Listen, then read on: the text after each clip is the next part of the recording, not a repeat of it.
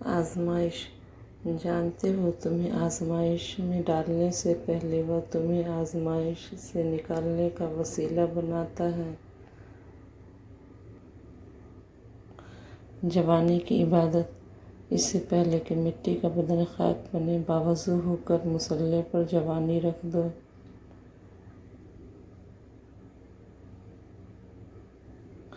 Depression اور نماز، تم جسے ڈپریشن کہتے ہو وہ تمہاری نماز نہ پڑھنے کا نتیجہ ہے۔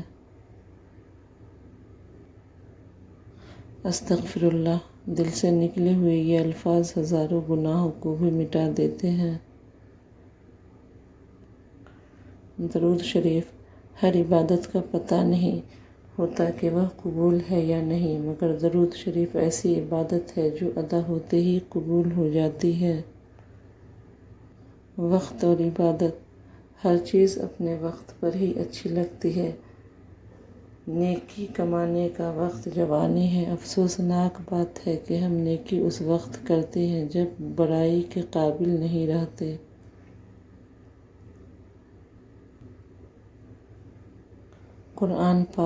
قرآن پاک کی خوبصورتی یہ ہے کہ آپ اس پیغام کو بدل نہیں سکتے، ہاں مگر وہ آپ کو بدل سکتا ہے۔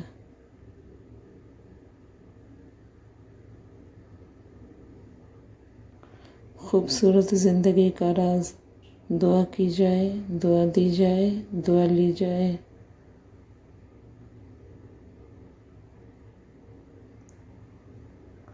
تہجد پڑھنے والوں کی تو وہ دعائیں بھی قبول ہو جاتی ہیں جن کا ذکر انہوں نے کبھی اپنے آپ سے بھی نہیں کیا ہوتا ہے۔